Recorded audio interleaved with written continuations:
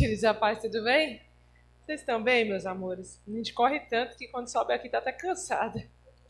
Oh, Jesus, da graça, glória a Deus. Vocês estão bem? Amém mesmo? Vocês estão com fome? Não almoçou, não? Em nome de Jesus, eu almocei, aí passei mal depois do almoço, e deu cólica intestinal, mas glória a Deus. Estamos aqui para adorar ao Senhor.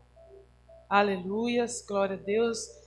E eu quero dizer a vocês que eu estou muito feliz, porque Deus tem sido bom.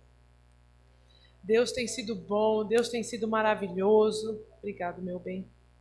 Deus tem sido maravilhoso, Deus tem sido glorioso. A presença do Senhor tem sido tão forte nesses dias, sabe, querido? Nós temos visto que Deus tem feito tantas coisas.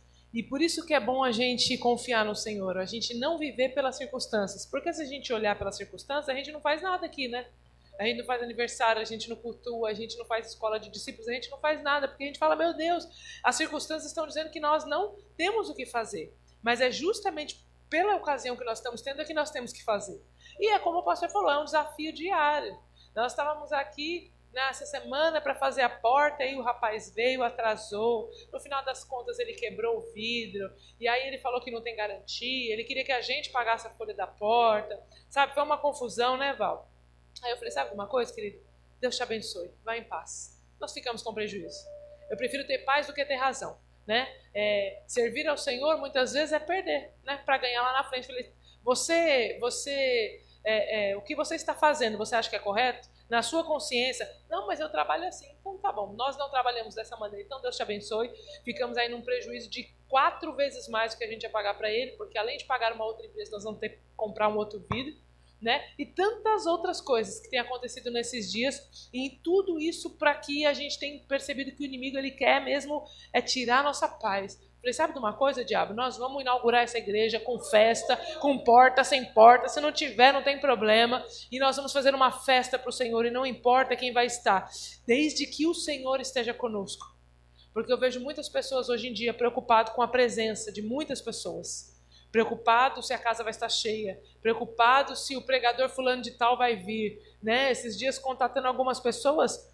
Irmãos, olha, eu vou falar uma coisa para você. Tem pregador que ele seleciona a igreja que ele vai. Ele pergunta quantos membros você tem, quanto que entra de oferta na sua igreja. Se você paga a oferta que ele pede um valor, né? Então assim, o meu valor para ir aí é tanto. E tem quantos membros? Porque dependendo, se não tiver mais de 200 membros, ele não vem.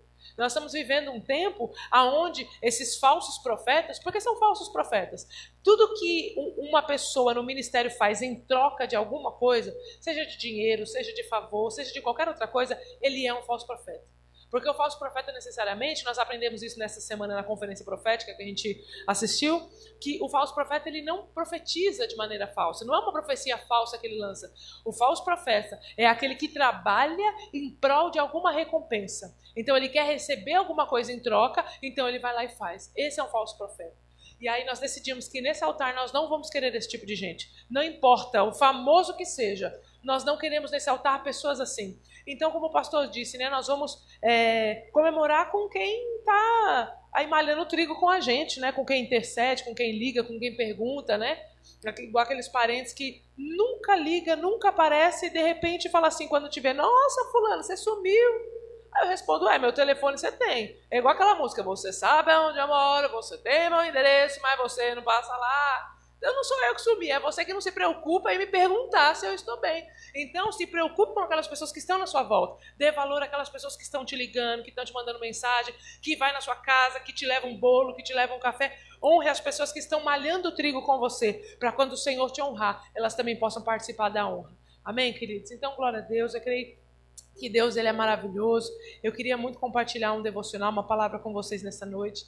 E foi muito engraçado, porque esse final de semana foi muito puxado, mas desde a semana passada eu estava com uma palavra no meu coração, queimando no meu coração, e hoje de manhã na conferência profética, o pastor abriu a mesma palavra, né? Eu falei para o Hugo, meu Deus, eu precisava de um sinal, Deus me deu esse sinal agora. Porque foi a mesma palavra e eu não tinha nem falado nada com o Hugo, estava no meu coração essa palavra e eu queria compartilhar com vocês, que eu acho que é pertinente a esse tempo. Deus tem falado muito comigo sobre isso, que é o tempo que nós estamos vivendo, e eu gostaria muito que vocês abrissem lá em Mateus 24, a partir do versículo 3, né? Nós vamos falar um pouquinho hoje sobre o engano, né? E o tema da mensagem é cuidado com o engano. Então, abra lá em Mateus 24, né? Facinho aí, o primeiro livro do Novo Testamento. Nós vamos falar um pouquinho hoje sobre a questão do engano, algo que tem queimado muito no meu coração. Eu tenho orado muito esses dias, ficamos numa semana de consagração, até por conta do aniversário, das guerras que estamos passando, e Deus ministrava muito que existiam alguns espíritos atuando nesse tempo que nós estamos vivendo. Né? E Deus falava muito comigo, muito forte ao meu coração, que o espírito de engano tem atuado muito no nosso meio, na nossa época. Um espírito de apostasia e de frieza tem atuado sobre o nosso meio. O espírito de Jezabel, que é um espírito que tem calado a boca dos profetas e das autoridades. Né? O espírito de Mamon, que é um espírito de miséria, é um espírito que tem prendido, né, os recursos das pessoas. Então, são algumas coisas. E o espírito de idolatria. A nossa cidade de São Bernardo é uma cidade extremamente idólatra. Tanto a igreja evangélica como a igreja católica, como a sociedade. É uma população altamente idólatra. Aí as pessoas falam assim, mas o evangélico não é idólatra. O evangélico ele não adora imagens. Ele não adora imagens, mas ele se auto-idólatra. Nós vamos falar um pouquinho hoje sobre isso. Quando você se auto-idolatra, você também é o idólatra. E a palavra do Senhor nos declara que os idólatras não entrarão no reino de Deus. Mas o que é um auto-idólatra? O que é uma pessoa que se idolatra? É a pessoa que faz tudo por si. É uma pessoa que faz tudo pensando em si. Então, ela não vem para a igreja porque ela está cansada, ela pensa nela. Não, eu não vou ajudar o meu irmão porque vai faltar para mim, ela pensa nela. Não, eu não vou ajudar no aniversário porque eu vou fazer uma coisa pessoal. Então, quando você pensa só em você, quando você trabalha só para você, quando você faz tudo olhando para você, quando você fala assim, eu não vou mais para igreja nenhuma, não vou servir mais em lugar nenhum, porque já me maltrataram muito, porque já aconteceu muito problema comigo, está só em você. Você está olhando só para o seu umbigo, só para você. E a Bíblia fala que nós viemos para servir. Jesus ele foi lavar os pés dos discípulos, ensinando a ele, olha, vocês não têm que fazer nada para você, você tem que fazer para o próximo. Nós vamos falar um pouquinho sobre isso hoje. E eu estava meditando sobre a história do nosso bairro. Foi muito engraçado, eu abri o Facebook esses dias e apareceu lá, você quer saber como que nasceu o bairro Assunção? E aí eu adoro história e fui entender como é que funciona esse bairro Assunção. E aí é muito engraçado porque lá antigamente, né, isso aqui tudo eram fazendas, né? A Fazenda Assunção, a Fazenda dos Cas, a Fazenda Jurubatuba, eram grandes terrenos, né? Terrenos rurais. E aí, como tinham muitos funcionários, o pessoal vinha para a lavoura, vinha para o café, e não dava para ir, essas pessoas moravam aqui, então eles foram montando casinhas, lotezinhos, lugarzinhos, e aí foi constituindo os bairros. E o bairro Assunção, especificamente, era de uma família de origem espanhola, de origem, como é que fala? Quando não é da América Latina, na Latina. Tipo da Espanha, sabe assim? Família espanhola, portuguesa, dessas origens assim, europeia, né? Isso, europeia, digamos assim. E eles tinham como a padroeira deles a Senhora Assunção, né? A Nossa Senhora do Assunção, que nada mais é do que a mãe de Jesus, é a Maria, né? A Assunção, porque eles acreditam que ela, assim como Jesus, foi assunta aos céus, ela subiu aos céus pelo poder de Deus. Então, por isso se chama, né, Nossa Senhora do Assunção. E aí ela é de origem europeia, mas quando essa santa, quando essa imagem ela veio para o Brasil, ela foi automaticamente transformada na Iemanjá, que, segundo a origem africana, né, as religiões africanas, é aí a padroeira, né, do Brasil, a padroeira lá da Bahia, daquele povo todo. E aí eu comecei a entender algumas coisas. Eu falei, olha só onde é que nós estamos fundamentados. E a primeira igreja constituída foi essa igreja católica, que era do dono dessa fazenda, que foi doada para o Frei na época. Então eles foram tremendamente abençoados, porque eles nunca precisaram pagar aluguel, porque receberam de doação esse terreno, mas receberam nessa imbuência, nessa idolatria, né? E a gente sabe muito bem que esse espírito maligno de idolatria tem assolado a nossa cidade. Porque a idolatria, ela traz um espírito de religiosidade terrível, ela traz um espírito de miséria terrível, ela traz um espírito de orgulho terrível. Meu Deus do céu, estou pensando toda hora no trem aqui. Um espírito de orgulho terrível. E aí a gente vê como a nossa sociedade é orgulhosa, como que São Bernardo é uma cidade extremamente orgulhosa, por causa desse espírito que tem reinado sobre essa cidade. E o Senhor ele tem me incomodado muito nesses dias. E esse espírito de religiosidade também traz o espírito de engano que tem assolado hoje o nosso povo. Eu não vou dizer nem que só São Bernardo, mas eu acho que o Brasil. tem sido assolado por um espírito terrível de engano, onde as pessoas têm relativizado muito as coisas do Senhor. E Deus falava muito forte ao meu coração e eu queria ministrar essa palavra a vocês hoje. Mateus 24 aí, que eu já pedi para vocês abrirem, a partir do versículo 3, que Jesus diz assim: Tendo Jesus assentado no Monte das Oliveiras, os discípulos dirigiram-se a ele em particular e disseram: Dize-nos, ó Deus, quando aparecerão essas coisas? E qual será o fim da tua vinda e o fim dos tempos? Então Jesus respondeu: Cuidado que ninguém vos engane, porque muitos virão em meu nome, dizendo eu sou o Cristo, e enganarão a muitos. Vamos lá para o versículo 24, Mateus 24, 24. Então aparecerão falsos profetas, falsos cristos, que realizarão grandes sinais e maravilhas para, se possível, enganar até mesmo os escolhidos. Amém, queridos? Então, essa palavra aqui, Jesus ele começa a falar com os discípulos.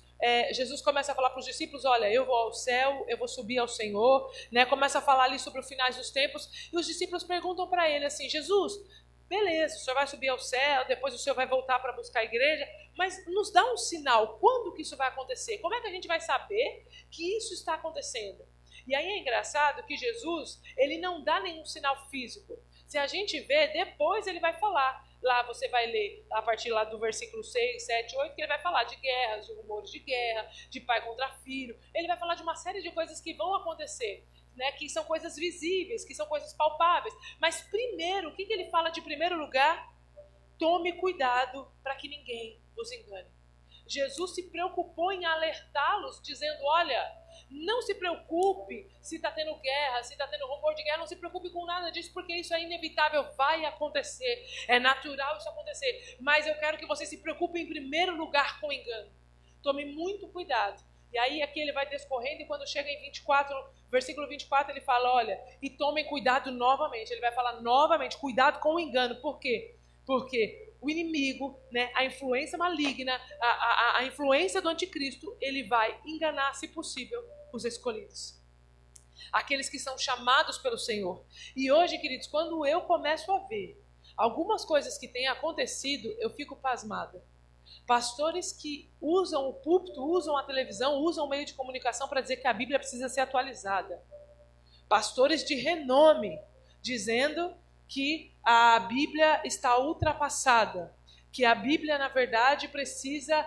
nós usamos a Bíblia fora do contexto. Quando Jesus fala sobre a questão lá em Apocalipse, que os idólatras, que os homossexuais, que os efeminados não vão... Não, isso é balela, a gente não entendeu direito. Quando eu vejo isso acontecendo de homens grandes... Eu não estou falando de pastorzinho de portinha de igreja, não, pequenininha, não. Estou falando de homens grandes. Quando eu vejo isso, eu me preocupo. Porque a palavra que Jesus está nos ensinando, né, o diabo já enganou. Esses eram eleitos, eram escolhidos por Deus, mas caíram no engodo do diabo, porque a Bíblia ela é muito mais atual que o jornal de amanhã. Ela não precisa ser atualizada e nem corrigida. Ela é fiel e verdadeira. Ela é o espírito da profecia. E nós precisamos tomar cuidado com esse espírito de engano. Precisamos tomar muito cuidado porque eles têm entrado sorrateiramente dentro das igrejas e têm enganado as pessoas, né? Jesus poderia dar tantos sinais, mas Jesus foi tão, sabe assim, amoroso, tão cuidadoso, que ele vai falar, né, no 24, ele vai falar lá: surgirão falsos profetas, né? E eles vão fazer sinais e maravilhas para enganar os eleitos. Vejam que eu vos avisei antecipadamente. Ou seja, Jesus está dizendo: olha, eu já estou avisando para vocês há anos atrás. Eu estou avisando vocês há muito tempo antes. Eles vão vir, e eles vão vir de forma escancarada, não. Eles vão vir de uma forma sorrateira. Eles vão fazer sinais, eles vão fazer maravilhas. Muitos, né, vão dizer que são Cristo. Vão falar em meu nome. Vão fazer coisas no meu nome. Mas estarão imbuídos de um espírito de engano.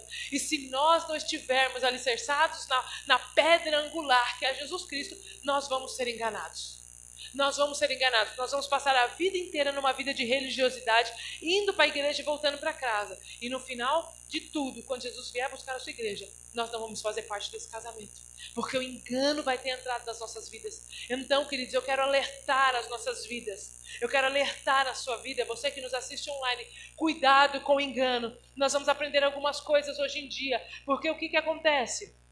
O engano, ele não é uma coisa assim escancarada. né? O engano é uma coisa que ela parece que é de Deus, né? Ela parece que é moral, ela parece que é Bíblia, mas não é, né? O grande problema que nós entendemos sobre a questão do engano é porque o engano ele é uma mentira disfarçada de verdade, ou é uma meia verdade, né? O diabo ele nunca vai chegar de forma escancarada. Quando ele chegou para Eva, ele virou para Eva e falou: Eva, tem certeza?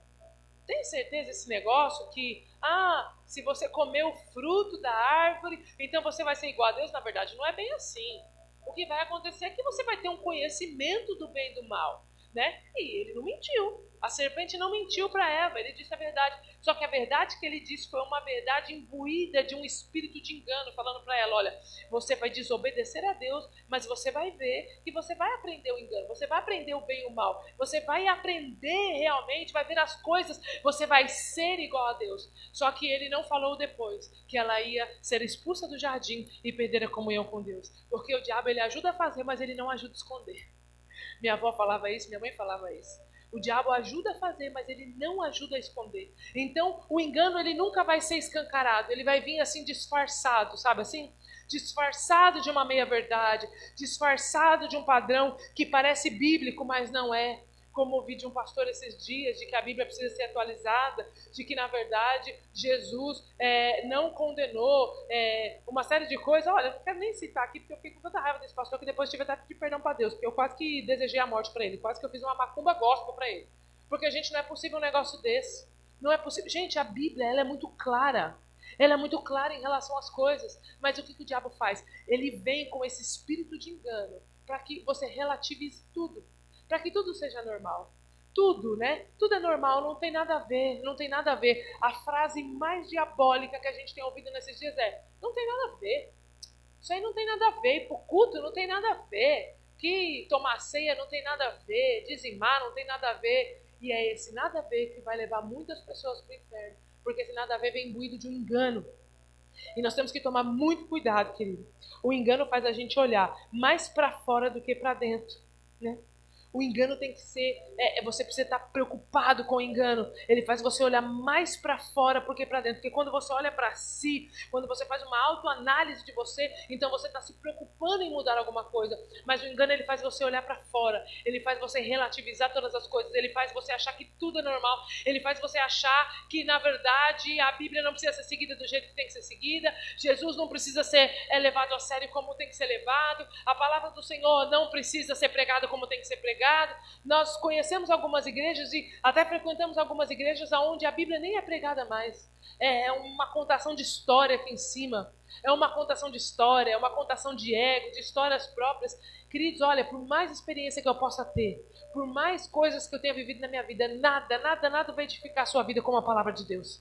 Nada vai edificar a sua vida como a palavra do Senhor, porque João vai dizer isso, que conhecereis a verdade e a verdade é quem vai libertar. Não é o meu testemunho, ele pode te edificar, mas o que vai te libertar é a palavra de Deus. O que vai te libertar, sabe, do medo, o que vai te libertar do pecado, o que vai te libertar do inferno é a palavra de Deus, e nós temos que pregar a palavra de Deus. Eu queria até, queridos, assumir um compromisso com você. Pregue para as pessoas, convide as pessoas para irem à igreja, convide as pessoas para virem para esta casa, para ir para qualquer igreja, para servir a Deus. Sabe, vamos ganhar alma, pregue a palavra do Senhor, poste versículo no seu Facebook. Só posta versículo, posto mesmo.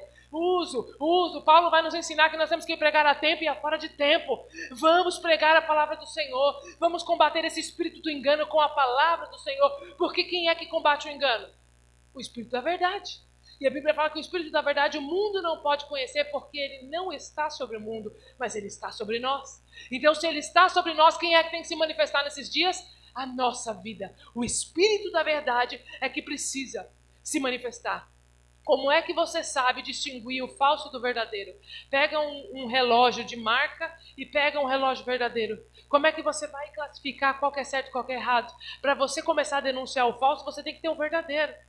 Não é acusação que denuncia o falso, não é xingamento, não é afronta. O que denuncia o falso é verdadeiro. Para denunciarmos o engano, nós temos que trazer a verdade. A verdade tem que ser estabelecida no nosso meio. E nós temos que tomar cuidado, querido, para que esse engano não tome conta das nossas vidas. E eu queria deixar aqui com vocês 4 sinais para saber se nós estamos sendo enganados ou não por esse espírito maligno que tem assolado nesses dias. O primeiro sinal que nós estamos sendo enganados, ou que nós caímos nesse engodo de engano se nós não temos mais relacionamento com Deus, né? Sincero e diário. A falta de relacionamento com Deus sincero e diário vai nos levar fatalmente a sermos enganados.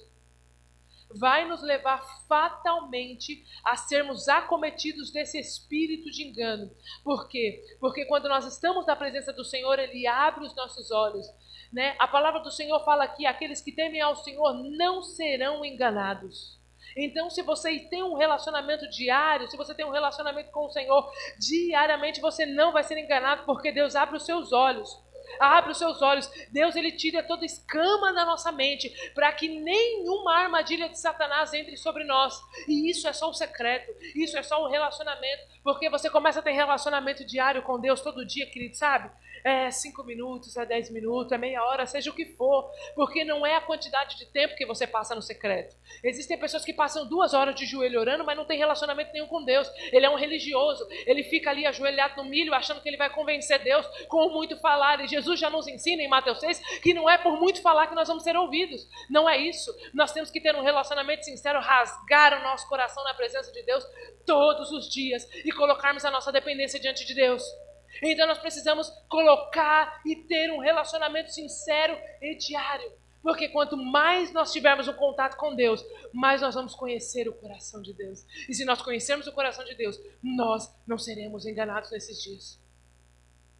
Eu ouço muitas pessoas falando, Deus falou comigo.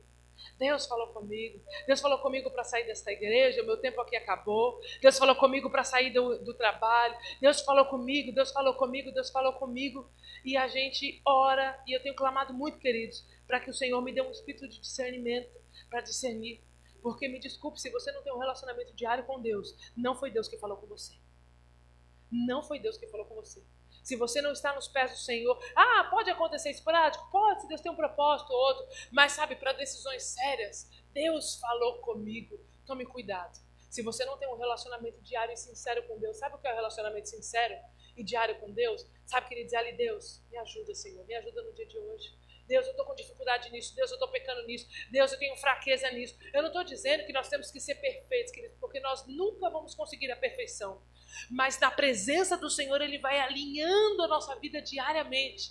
E Ele vai nos orientando todos os dias. Salmo 32, eu amo esse Salmo. 32 e Salmo 25 eu leio todos os dias. Lá fala que aqueles que temem ao Senhor saberão o caminho que devem andar. Saberão o caminho que devem andar. Quem? Aqueles que temem ao Senhor. Quem teme a Deus, busca Ele. Quem teme a Deus está em contato diário com Deus. Então, se nós não estamos em contato diário com Deus, se nós não temos uma vida de oração diária, se nós não meditamos, não ruminamos as Escrituras e usamos essa frase, Deus falou comigo, nós já estamos imbuídos do espírito de engano.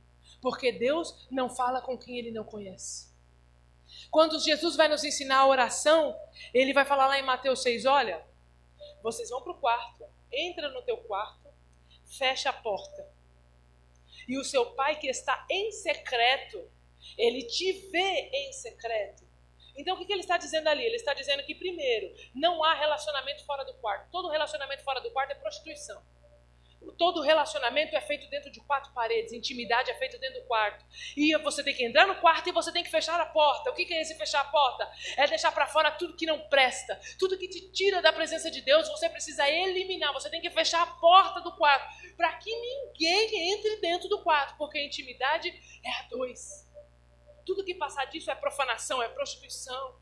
E aí ele fala, olha, porque o teu pai está em secreto. Ou seja, nós não encontramos Deus em qualquer lugar. Nós não encontramos Deus na correria. Não é que você não possa orar no trabalho, você não possa orar lá no seu... Você está dirigindo, você está fazendo uma comida. Não, querido, glória a Deus, você está orando, Deus está te ouvindo. Mas relacionamento você tem que parar. Relacionamento você tem que olhar no olho, você tem que ter pele a pele. Isso é relacionamento de intimidade. Quando Oséias falou lá em capítulo 6, capítulo 4, não lê, está na Bíblia, Oséias, quando ele fala, olha, o povo pereceu por falta de conhecimento. Esse conhecimento é o mesmo conhecimento que foi usado lá em Adão e Eva, quando Deus disse, Adão conheceu a Eva e ela teve filhos. É o conhecimento de intimidade, de relação sexual. É isso, para ficar mais claro. É esse conhecimento. O significado original dessa palavra é esse. Por quê? Porque a Bíblia fala que quando nós temos o casal, quando ele tem relação sexual, ele se torna um só. Então, quando nós temos uma relação de intimidade com Deus, nós nos tornamos um com Ele. E aí ele vai falar, olha, o meu Pai que está em secreto, e em secreto também Ele vai te ver, Ele vai te conhecer. Quer ver? Ó, vamos lá, nós estamos em Mateus. Está levando para outra coisa aqui, então eu vou deixar o Espírito Santo agir, tá? Aleluia. Mateus 6, a partir do versículo 6, ele diz, olha, vamos ler o 5. E quando vocês orarem, não seja como os hipócritas. Eles gostam de ficar orando em pé nas sinagogas, nas esquinas, a fim de serem vistos pelos outros. Eu asseguro que eles já receberam a sua recompensa.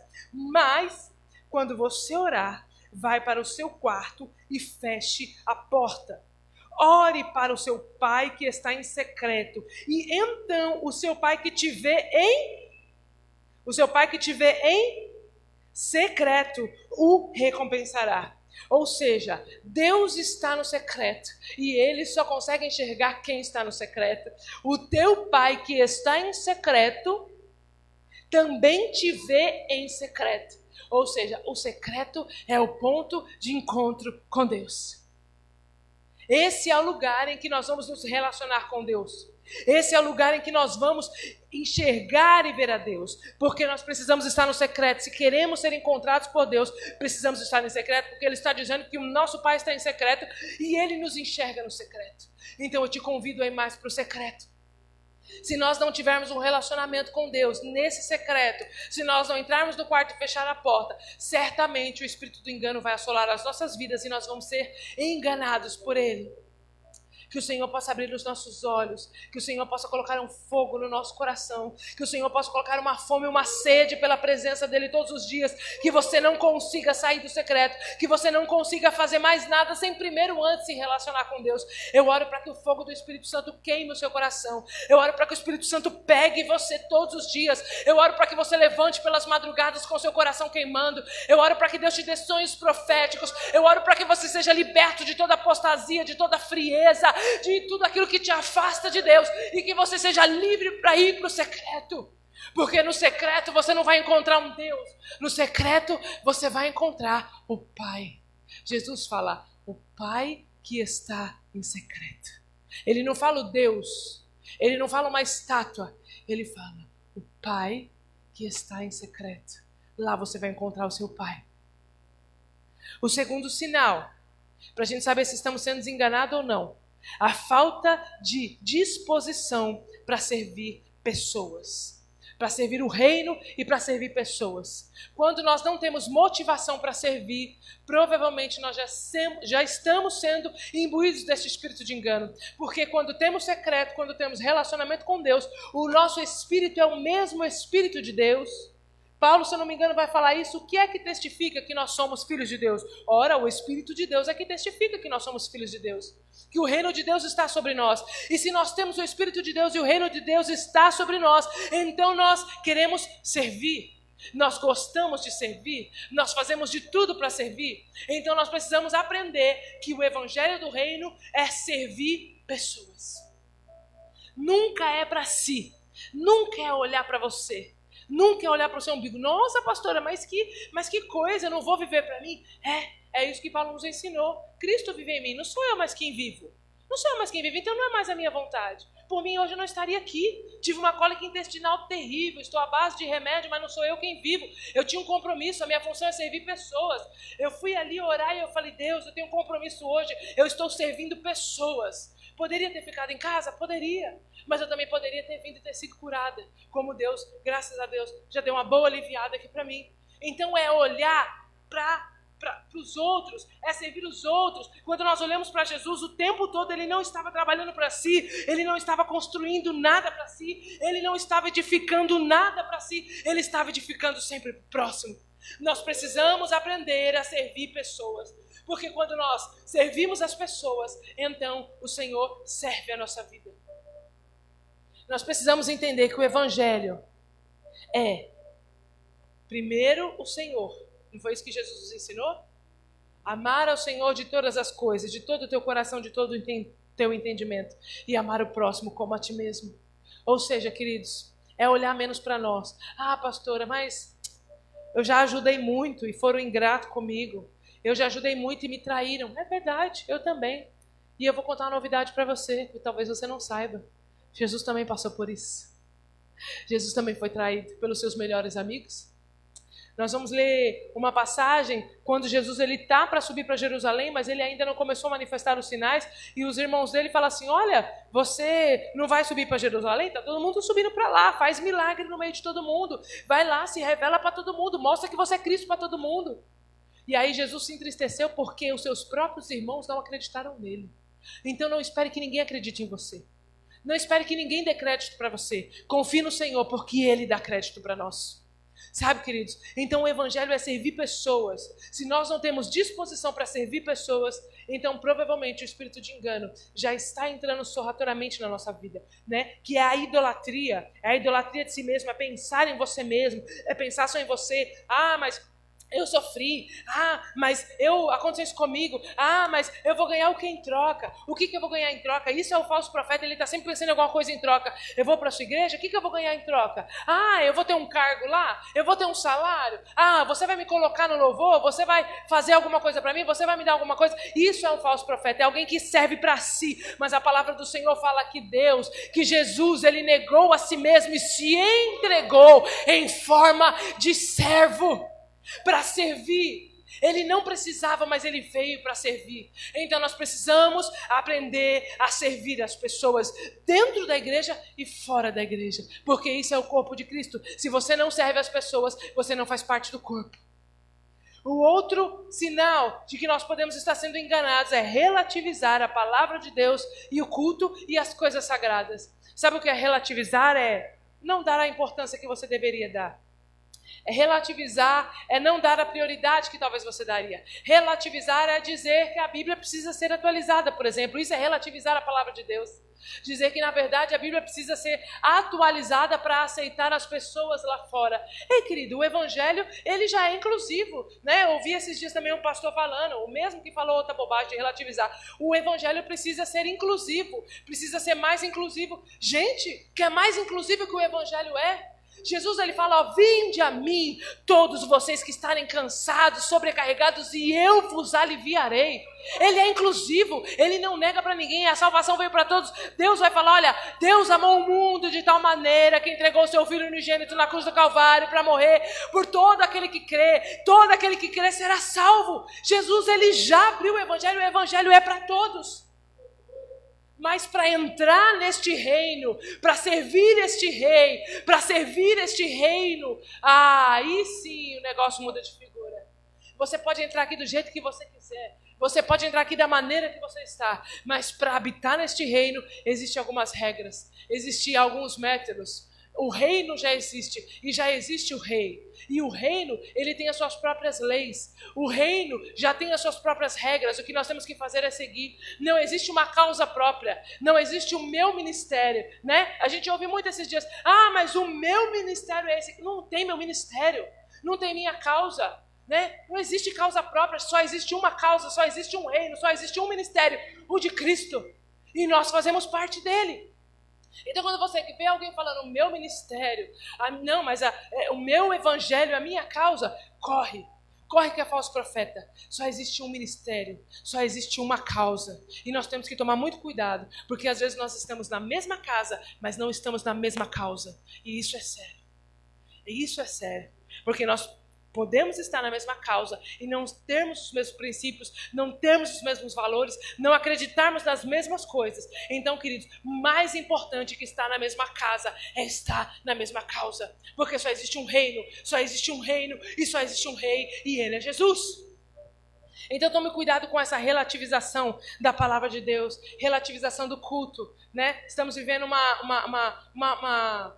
Uma época em que não precisa ir para a igreja, eu posso assistir online. E glória a Deus, querido, eu não reclamo. Nós fazemos culto online, isso é uma bênção. Isso é uma bênção. Pena que a gente não tem a ousadia que aqueles apóstolos tinham, porque Pedro, Paulo, Filipe, a Bíblia fala que Filipe ganhou Samaria inteira, mais um monte de cidade, só andando. E a Bíblia falava que Deus era tão bom, o Espírito Santo ajudava Filipe, que ele estava aqui numa cidade e de repente ele era transladado pelo Espírito Santo e entrava na outra cidade. Aquele homem fez uma arruaça, sem internet, sem nada. E a gente tem todos os recursos e faz tão pouco. Mas eu glorifico a Deus por esse recurso. Mas ele não substitui o culto. Ele não substitui a comunhão. Quando eu falo culto, eu não falo só o fato de vir para a igreja. Eu falo a comunhão. Porque é na comunhão que Deus ordena a bênção. É aqui que nós edificamos e somos edificados. Aqui é o corpo de Cristo. É aqui que a gente é edificado, mas também é aqui que a gente é machucado. É aqui que a gente é afiado. Provérbios vai falar isso, que um ferro afia outro ferro. E é normal. Você vai ser afiado, você vai ser machucado, mas também vai vir o bálsamo de Jesus e ele vai curar a sua vida. E aí a gente vai andar junto e vamos ganhar para o reino de Deus. Sabe, querido? Era assim. Jesus andava com os 12, tinha hora que ele falava, meu Deus, Pedro dava cada uma. Estava lá servindo a Deus, de repente Pedro vai lá, corta a orelha de um, Jesus fala, meu Deus, e agora eu vou ter que colar a orelha de Malco de novo. Mas daqui a pouco Pedro estava lá ganhando um monte de gente em Atos. Pedro fez uma arruaça, ganhou 3.000 pessoas numa pregação. Então ele foi edificado, mas ele também edificou a vida de pessoas. Então, queridos, sabe, vamos parar com essa época que nós estamos vivendo. Vou abrir meu coração para vocês. Fiquem chateados não, em nome de Jesus. Vamos parar de ser mimizento. Parar de ser cheio de frescura, sabe? Vamos parar com esse mimimi de que não me olharam, não me cumprimentou no final do culto, o pastor não me visitou. Gente, vamos parar com isso, pelo amor de Deus. Isso é coisa de menino. Paulo vai falar para a igreja de Coríntios, olha, pelo amor de Deus, já era para vocês estarem comendo alimento sólido, mas eu estou tendo que dar leitinho para vocês, porque vocês ainda são crianças. Vamos evoluir. A Bíblia fala que Jesus crescia na graça e no conhecimento. Nós precisamos crescer. Nós precisamos amadurecer. Quando a gente se ofende demais, a gente está muito longe da maturidade. Quando tudo nos ofende, quando qualquer palavra nos ofende, tem gente que se ofende com o olhar, Pri. Você acredita nisso? Você olha para a pessoa de um jeito, de repente você nem está olhando. Sabe quando você olha para a pessoa, mas você não está falando com ela? Você está olhando para ela, mas a sua cabeça está pensando em outra coisa?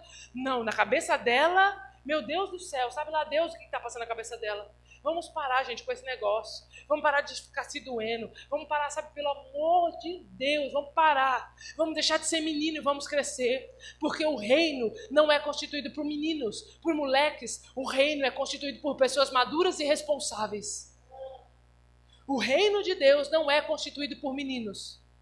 Lugares de posição e autoridade no mundo espiritual não são alcançados por meninos espirituais. Paulo, em Efésios, quando vai nos ensinar, ele vai falar da armadura, ele vai falar da couraça, ele vai falar do capacete, ele vai falar de uma série de coisas, ali fazendo uma alusão a uma guerra, né? A uma guerra, a um soldado. E quem é que usa uma armadura de soldado? É uma criança? Não, é um adulto. Então, se nós quisermos vencer no mundo espiritual, se nós quisermos avançar, subir um próximo nível, nós precisamos amadurecer. Nós precisamos parar de ficar dependendo das pessoas nos ligarem, das pessoas ficarem alisando a gente. Vamos parar. Queridos, em nome de Jesus, eu oro em nome de Jesus para que a gente amadureça hoje, amém? Vocês recebem essa oração? Em nome de Jesus, vamos amadurecer. E como é que a gente amadurece? Como é que a gente cresce? É estando em unidade no corpo de Cristo, é tendo relacionamento com a palavra de Deus, é se afiando. Ó. Eu afio aqui com a Priscila, que afia com a Leide, que afia ali com a Valéria, que afia com a Carmã ali, vai afiando com o Hugo e entra o outro e vai afiando. Quanto mais a gente se estreitar, mais afiado a gente vai ficar. Ah, pastora, mas vai dar briga? Vai, mas vai dar amadurecimento. Aleluia. Então vamos parar de ser mimimi. Vamos parar, sabe, de relativizar a palavra de Deus. Queridos, o que é pecado, não mudou, sabe? Se a gente não tiver santidade, nós vamos para o inferno. Se a gente não parar, sabe, de pecar, a gente vai para o inferno. Se a gente não viver uma vida de santidade, nós seremos enganados. Aqui está dizendo que esse espírito de engano vai atuar nos últimos dias e que ele vai enganar os escolhidos. Gente, isso é muito sério. Sabe o que nós vivemos a vida inteira vindo para a igreja? 20, 30, 40 anos, e depois ir para o inferno?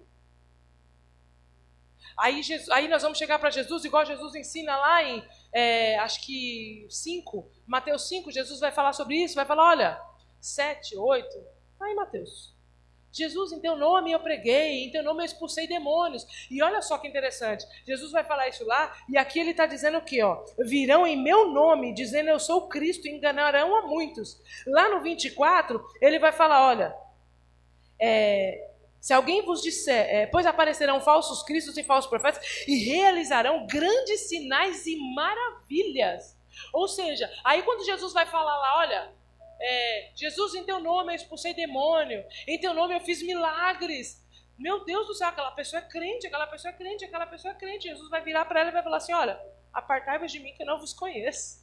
Você expulsou o demônio? É verdade, meu nome tem poder. Até o macumbeiro, se usar o nome de Jesus para expulsar o demônio sai, porque o que tem poder não é a minha vida. Não é a minha vida, não é o ministério, não é o cargo de pastor que tem poder. O que tem poder é o nome de Jesus. O nome de Jesus é poderoso. A palavra do Senhor fala que Jesus morreu e ressuscitou. Ele foi no inferno, todo o poder e toda a autoridade foi delegada sobre a vida dele. Então há poder no nome de Jesus. Então expulsou demônio? Expulsou. Fez milagre? Fez. Mas sabe o que aconteceu? Tinha um reino próprio, tinha uma causa própria, tinha um ministério próprio, fazia por causa própria. E quem tem causa própria não compartilha do ministério e do reino de Deus. Quem tem causa própria não desfruta do reino de Deus. Quem tem causa própria, quando chegar naquele grande dia, não vai fazer parte do reino de Deus. Porque Jesus já ensinou, quem não é comigo, quem comigo não ajunta, espalha. Se você não tem intimidade com Deus, se você não está do lado de Deus, querido, você está do lado do diabo. Só existe dois, não tem purgatório, não existe. Ou é Jesus ou é o diabo. Se você não tem relacionamento com ele, se você não tem intimidade com ele, se você não trabalha para o reino dele, certamente você está trabalhando para o reino de Satanás. E isso é muito sério, porque a gente faz isso às vezes sem perceber. Por isso o Senhor quer nos ensinar hoje. Eu não venho aqui, queridos, para condenar ninguém. Eu não condeno aqui, não estou aqui com palavra de condenação de maneira nenhuma. É uma palavra de alerta, porque eu não quero que vocês sejam enganados e eu não quero ser enganada. Nós precisamos buscar ao Senhor com sinceridade e pararmos de relativizar o reino de Deus. E o último ponto que eu coloquei aqui, para a gente parar de ser enganado, que eu até já acabei falando um pouco, é lamber mais as feridas dos outros do que as nossas próprias feridas. Sabe o que é isso? Lamber mais as feridas dos outros do que as nossas próprias feridas. Nós precisamos se preocupar mais com o próximo. Nós precisamos lamber mais as feridas do próximo do que a nossa. Por quê? Porque quando nós estamos fazendo isso, nós estamos servindo ao reino. Quando você cuida dos outros, Deus cuida de você, querido. Então vamos parar. Vamos parar de ficar lambendo as nossas próprias feridas. Vamos ficar parando de olhar para nós, para o nosso próprio umbigo. Porque esse espírito de engano, ele é imbuído dessa milindragem. De ficar olhando só para nós, de ficar olhando só para os nossos problemas, de ficar olhando só para as nossas infelicidades e olhando só para nós, só para nós, só para nós, só para nós, só para nós, quando o reino é o próximo, o próximo, o próximo. Evangelho que diz que ama, mas não renuncia, não é evangelho. Evangelho que diz que ama, mas não ajuda, não é evangelho. Evangelho que diz que ama, mas não estende a mão, não é evangelho. Evangelho que diz que ama, mas não faz nada pelo reino de Deus, não é evangelho. É espírito de engano. E nós temos que tomar muito cuidado com isso, querido. Que o Senhor abra os nossos olhos nesta noite. Que o Senhor abra os nossos ouvidos nesta noite, para que não sejamos enganados. Porque o que o diabo quer fazer não é enganar as pessoas lá fora, o que ele quer fazer é enganar as nossas vidas. E Pedro vai nos ensinar uma coisa muito maravilhosa.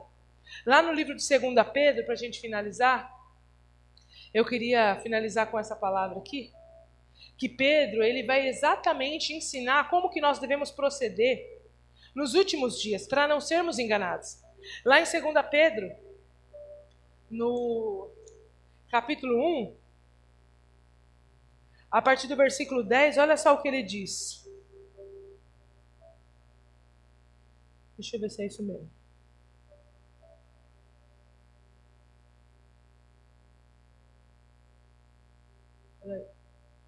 Perdão, queria dizer segunda, tá? 2 Pedro 1. 2 Pedro 1, só virar a folhinha aí. 2 Pedro 1, a partir do versículo 10. Olha só o que ele vai falar.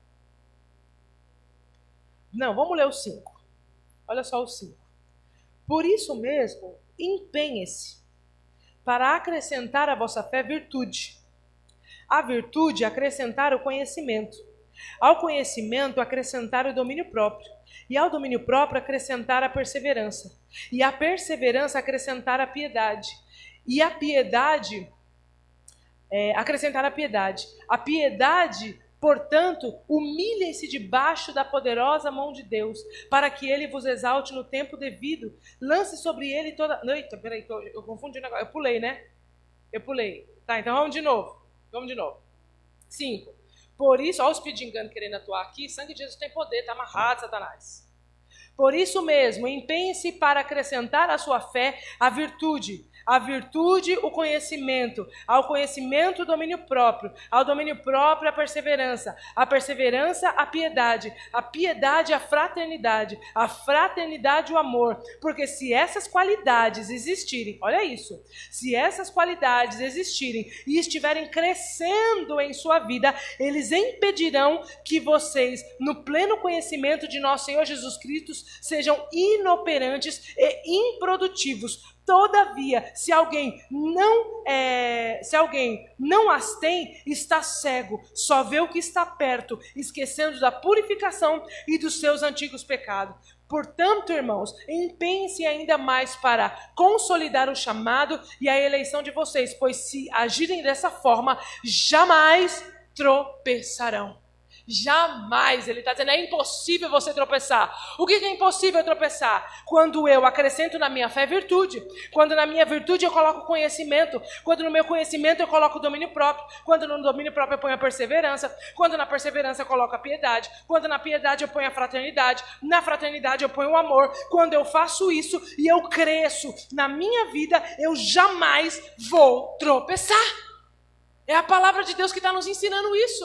Então, se nós não quisermos tropeçar, se não queremos ser enganados, não basta vir para a igreja, não basta dizimar, não basta só, querido, fazer um servicinho ou outro. A gente precisa crescer na graça, no conhecimento, na piedade, na perseverança, na fraternidade e no amor. Nós precisamos crescer nisso. Se nós crescermos, se nós buscarmos o crescimento diário, nós jamais vamos tropeçar. É o que a palavra do Senhor está nos ensinando hoje. É o que Pedro nos ensina. E essa palavra é fiel e verdadeira.